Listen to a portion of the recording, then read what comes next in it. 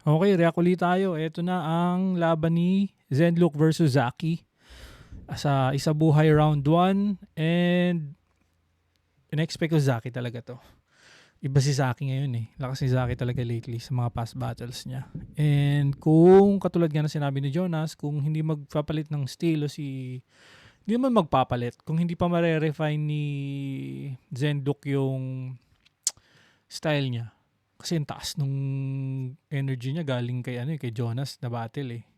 Saan ba yun? Sa Ahon. Tapos ngayon, isa buhay tournament laban kay Zaki. Kadurugin talaga siya ni Zaki pag nagpabaya siya. Technically, hindi man nagpabaya si Zenlook dito, pero alam ko medyo tinulugan siya ng tao kasi nga siguro sobrang taas ng expectation masyado. Anyways, react na tayo. Let's go. Zenlook ang round 1 yata dito. Una. Let's go. Unang banat, Isubuhay 2025, second side 1.25. 14. Zenlook. Let's go. Sa puso ng Mindanao ang aking langit at santuaryo. Nagpapausok ng lumboy habang nagbabasa ng dyaryo. Kaunting meditasyon at katahimikan sa aking kwarto, nagawa ko lagyan ng kulay at palamuti ang iyong obituaryo. Kumakarera ka sa hip-hop at ngayon rapper to par. Pero Pares dati kami ng gusto cup. niya maging drug Zaki. lord, mala Pablo Escobar. Tas bukas, boksingero naman. Naliligaw ka ng gusto. Sa loob ng ginawa kong kabaong, yun ang lugar mo sa mundo. Sa kada battle, palaging naghahamon to ng suntukan si Badong. Gusto mo ng mano-mano, pues diretso ka baon. Aking mga suntok magpapasabog to ngayon. Perpekto aking forma na parang bulkang mayon. Parang pare-pares ng tunog at style yung no? Tunog delivery-wise, tono, yung mga left field. Article Clipted, Saya, Zenlook. Si Yang Wan babakbakan. Hindi ko pa na uli si Emar eh. Si Emar medyo. Grabe arte iho. Sa bawat laban panay tulak ka, kunwari agresibo. Pero wala pa ring balita na tunay kang sumapak. Tahol ka ng tahol, di ka marunong kumagat. Sa gubat bawal maging alpha ang may mababa na testosterone. Mataas ang iyong estrogen, hungot ka og bisong. Tutupi ang karakter at pagkatao mo, badi. Titiklop ang iyong papel na parang origami. Nung laban niya kay Sak, kitang-kita ko agoy. Siya doon ay nag-e-stutter. Ramdam ko yung panaghoy. Di makontrol kanyang enerhiya. Nagmumukha ka ng abnoy. Mistulak ang kandilang natutunaw sa sarili niyang apoy. Oh. Sa oras pa'y lumalagpas at ang rason inyong alam. Sobrang dami mo mag-repack pero konti lang may laman. Sagot lang na pabalang. Ikababagsak mo yan alis. Ikamamatay mo pamimiloso po na parang Socrates.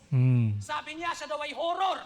Horror! Bata kang nalilito. Dumaan ako kay Plasma at kay Emar, ano pang magagawa nito? Mas halimaw ang presensya pag si Lucas ang lumamon. Di ka atleta sa Siargao at sumasalubong ka sa alon. Oh. Left field lang ng left field, palagi pambira. Prime McGregor, sobrang lakas pagkaliwa. Dila mo'y instrumento, lakang sandatang panggiba. Kahit kumain ka ng kalburo, di mahihinog ang iyong salita. Yayain mo ako sumindi ng may malakas na boses. Huling nagpasiklab ako ng damo, nakausap ko si Moises. Sa gitna ng crowd ka bumubomba, isipin mong mabuti to.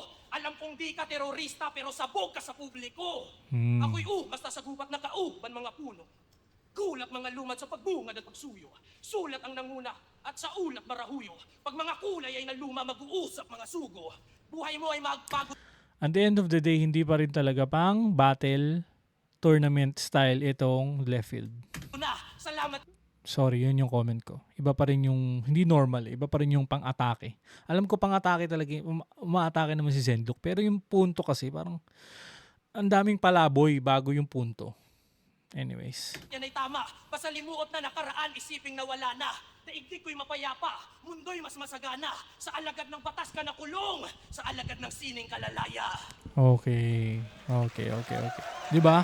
Tinulugan siya kasi nag-aantay ng matindi. Mabibigat yung mga niya.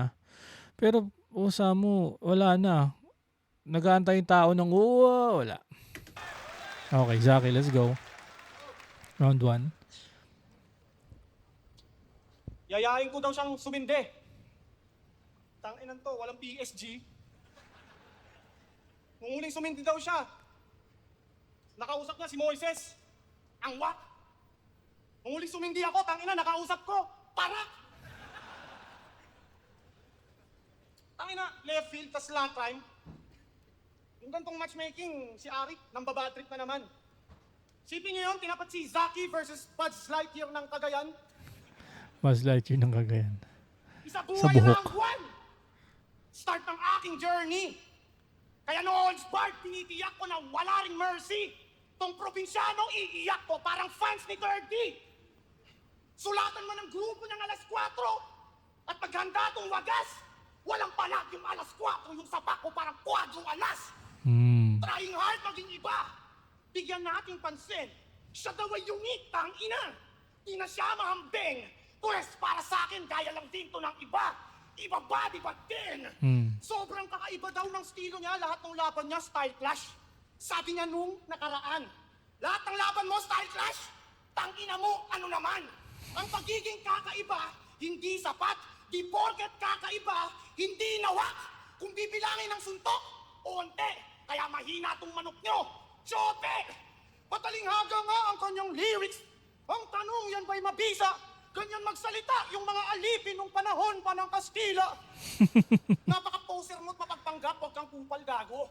Year 2000 pinanganak kung magsalita parang lumang tao.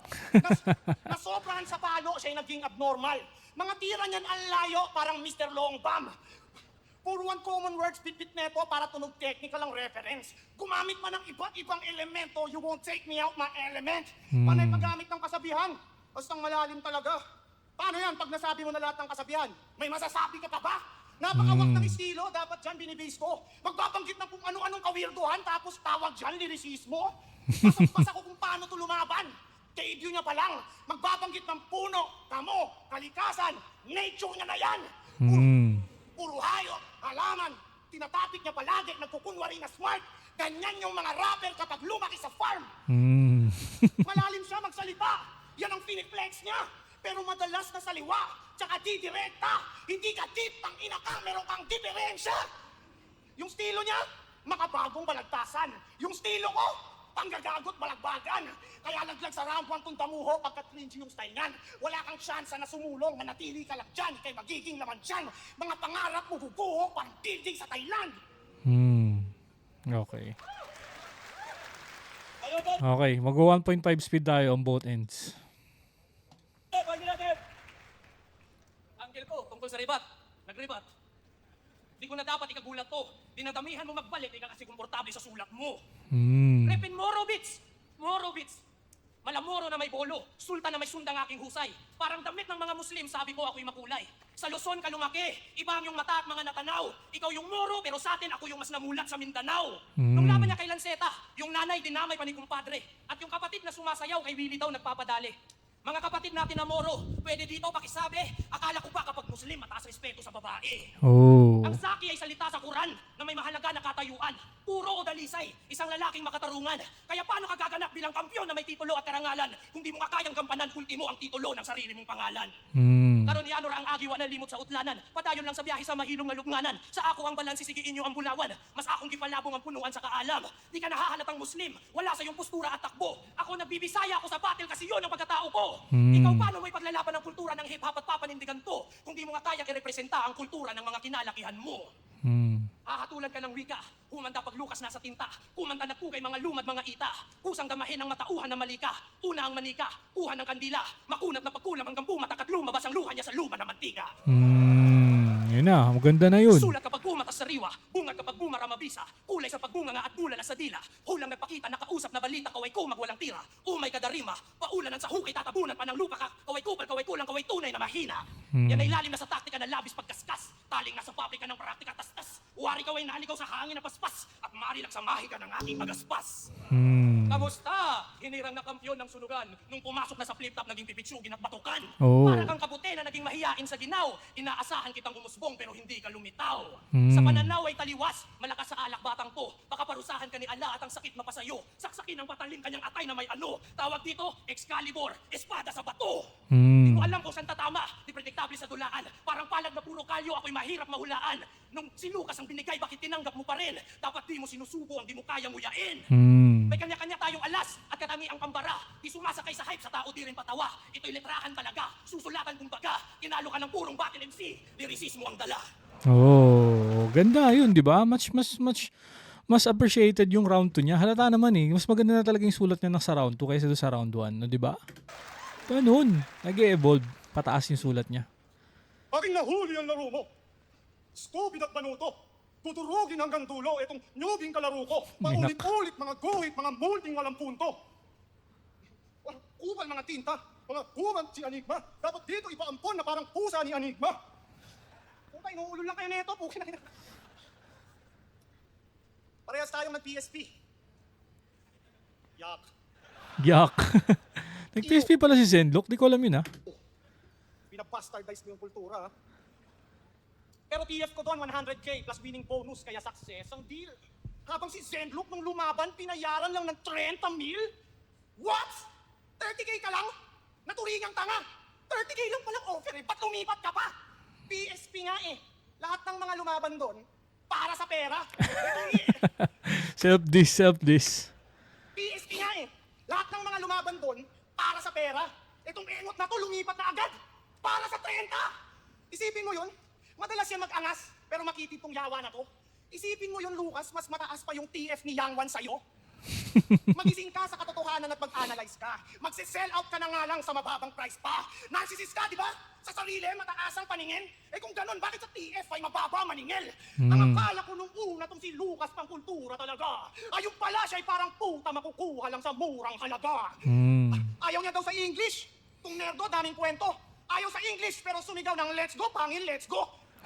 Magkata na inutil, madalas na tuliro. Di na yata nakabuti yung pagkakaputi mo. Kasi adik na sa magic mushroom.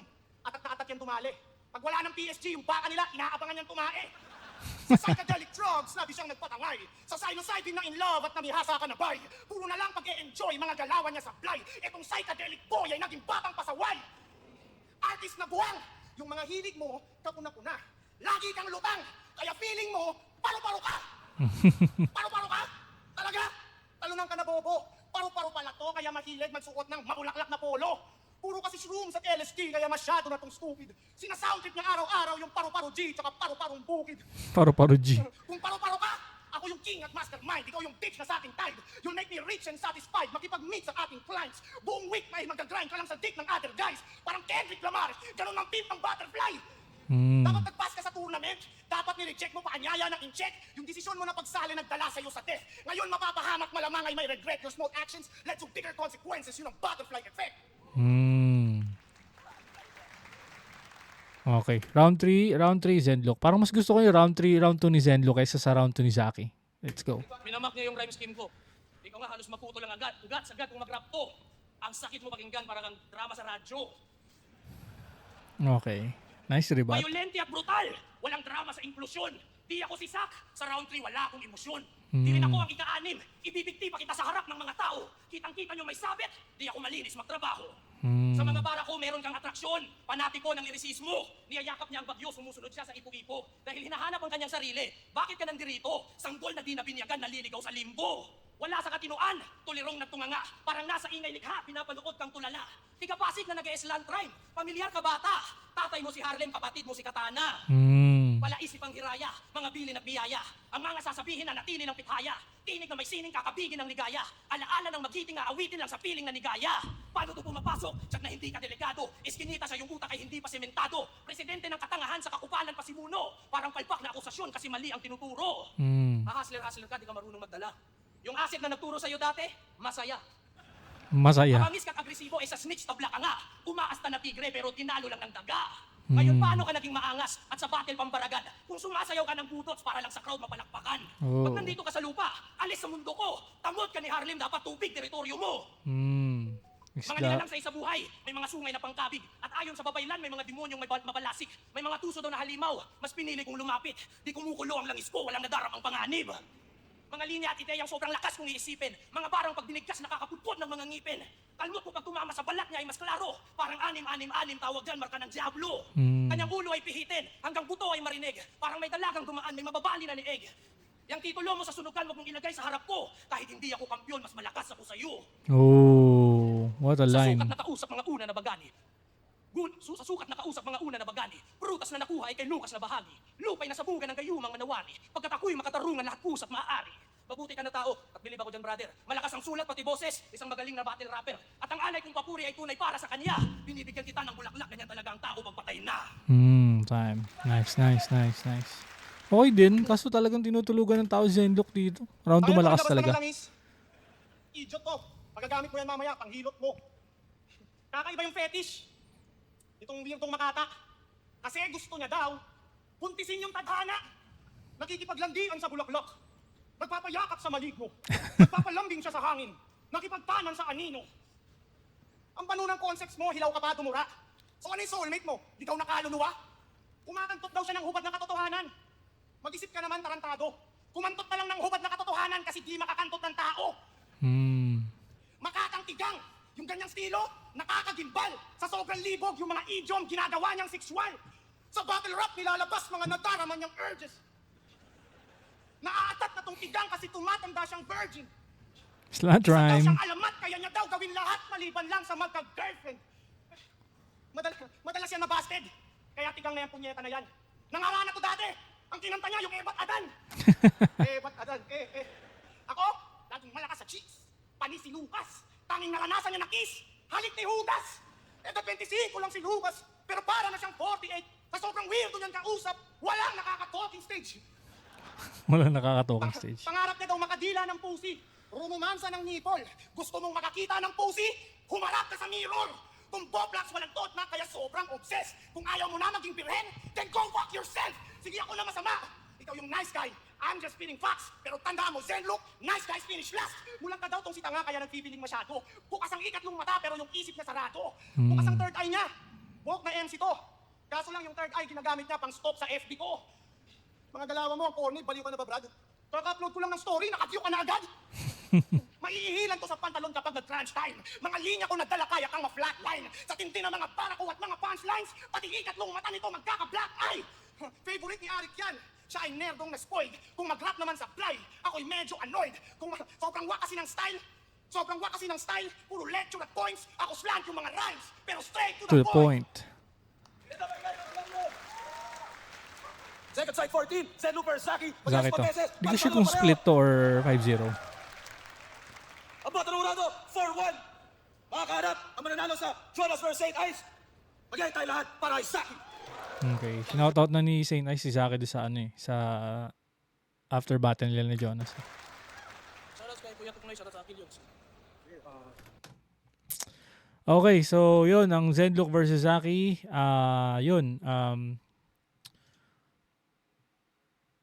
pinaka-favorite ko pa ring battle ni Zaki, yung kay K-Ram, malakas siya doon. Maganda rin yung battle niya kay 3D sa Ahon. Pare sila nag-perform dito ngayon sa Isabuhay nung April.